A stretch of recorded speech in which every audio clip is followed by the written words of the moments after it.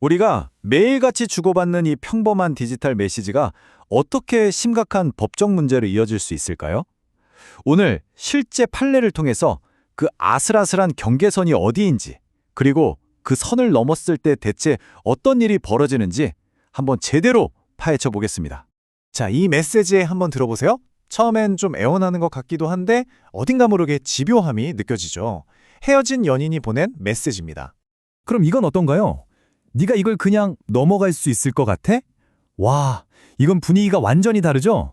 돈 문제로 얽힌 지인이 보낸 아주 노골적인 협박 문자입니다. 방금 들으신 두 메시지는 시작점은 완전히 달랐어요. 하나는 헤어진 연인, 다른 하나는 사업상 알게 된 지인이었죠. 그런데 두 이야기 모두 상대방이 원치 않는 연락으로 시작됐다는 공통점이 있습니다. 자, 이제부터는 피해자 입장이 되어보는 거예요. 내 스마트폰의 진동이 더 이상 반가운 소식이 아니라 공포의 시작이 되는 바로 그 순간 말이죠. 이 두 사건, 진행되는 양상은 거의 비슷하게 흘러갔습니다. 부재중 전화 수십 통, 메시지 폭탄은 기본이고요. 처음에는 막 애원하다가 나중에는 분노와 협박으로 바뀌는 거죠. 심지어 집 앞이야라는 메시지로 공포감을 주거나 번호를 차단해버리니까 다른 사람 전화까지 빌려서 연락을 하는 겁니다. 와, 정말 피해자가 얼마나 무섭고 무력했을지 상상이 가시나요? 자, 그럼 이제 이 이야기의 진짜 핵심 질문으로 넘어가 보겠습니다. 이런 끔찍한 경험들, 과연 법의 눈으로는 어떻게 보일까요? 여러분 생각은 어떠세요? 그냥 좀 성가시게 구른 사람과 법의 심판을 받아야 할 범죄자. 그 선은 대체 어디에 있는 걸까요? 네, 바로 이겁니다. 이 두 시나리오는 모두 그냥 만들어낸 이야기가 아니라 실제 법정에서 스토킹 범죄로 다뤄진 사건들이에요. 이제 이야기의 무게가 확 달라지죠? 자, 이 이야기의 클라이맥스입니다. 과연 법원은 이 행동들을 어떻게 정의하고 심판했을까요? 가해자들은 법정에서 그랬겠죠? 아니, 전 그냥 오해를 풀고 싶었을 뿐이에요. 라고요. 과연 법원은 그들의 간절함을 들어줬을까요? 아니면 피해자의 공포에 더 무게를 뒀을까요? 법원의 판단은 아주 단호했습니다. 바로 유죄. 이 두 글자에 모든 게 담겨 있죠. 협박 문자를 보냈던 그 지인 있죠? 징역 4개월의 실형을 선고받았습니다.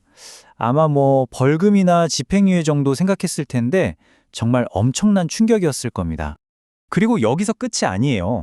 법원은 40시간짜리 스토킹 치료 프로그램 이수까지 명령했습니다. 그냥 벌만 주는 게 아니라 다시는 이런 짓 못하게 하겠다는 거죠. 그럼 헤어진 연인은요?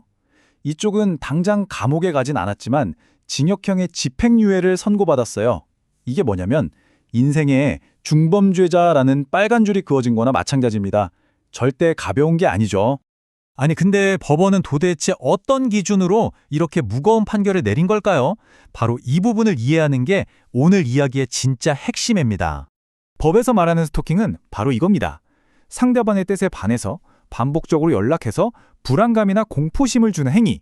이게 진짜 중요한 게 뭐냐면요. 예전에는 막 집 앞에서 기다리고 미행하고 이런 것만 스토킹이라고 생각했잖아요. 근데 이제는 아니에요. 우리가 매일 쓰는 이 스마트폰으로 보내는 문자, 카톡 이모티콘 하나만으로도 충분히 스토킹 범죄가 될 수 있다는 뜻이거든요. 엄청난 변화죠. 자, 법원이 스토킹 범죄를 판단할 때 딱 세 가지를 봅니다. 첫째, 피해자가 진짜로 불안하거나 무서웠는가?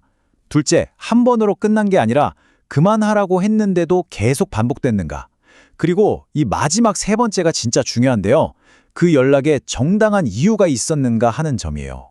바로 이 지점에서 가해자들의 변명이 다 막히는 겁니다. 아유, 사랑해서 그랬죠. 오해를 풀고 싶었을 뿐이에요. 이런 말들 법에서는 전혀 정당한 이유로 쳐주지 않습니다. 상대방이 NO라고 한 순간 그 어떤 이유도 그냥 일방적인 괴롭힘일 뿐이다. 이게 법원의 아주 확고한 생각인 거죠. 자, 그럼 이제 제일 실용적인 파트로 넘어가 볼게요. 만약 내가 혹은 내 주변 사람이 이런 상황에 처했다면 어떻게 해야 할까요? 반대로 나도 모르게 가해자가 되지 않으려면요. 만약 피해자 입장이라면 이 세 가지만 꼭 기억하세요. 첫째, 연락하지 마세요 라고 아주 명확하고 단호하게 의사를 남겨야 합니다. 카톡이든 문자든 상관없어요. 이게 모든 법적 대응의 시작점이자 가장 강력한 증거가 됩니다. 둘째, 오는 모든 메시지, 통화 기록 절대 지우지 말고 다 캡처해서 모아두세요. 그리고 마지막으로 조금이라도 위협을 느낀다? 그럼 망설이지 말고 바로 경찰에 신고하고 접근 금지 신청 같은 걸 꼭 해야 합니다. 이번엔 반대 입장에서 한번 생각해 볼까요? 이별을 통보받았거나 돈 문제로 감정이 확 상했을 때 이런 유혹에 빠지기 쉽잖아요. 아, 진짜 마지막으로 딱 한 번만 더 연락해서 내 마음을 전하고 싶다는 생각. 하지만 이거 하나만은 제발 명심하세요. 상대방이 그만이라고 했다면 정답은 딱 하나, 멈추는 것 뿐입니다. 여러분이 보내는 그 마지막 메시지 한 통이 당신을 범죄자로 만들고 인생에 평생 지울 수 없는 기록을 남길 수 있다는 거 반드시 기억해야 합니다. 자, 오늘 이야기를 마무리하면서 우리 모두에게 이 질문을 던져보고 싶네요. 여러분의 스마트폰 화면 속 그 글자들, 과연 누군가와 소통하는 다리인가요? 아니면 누군가를 찌르는 흉계인가요? 그 답은 오직 여러분 자신만이 알고 있을 겁니다.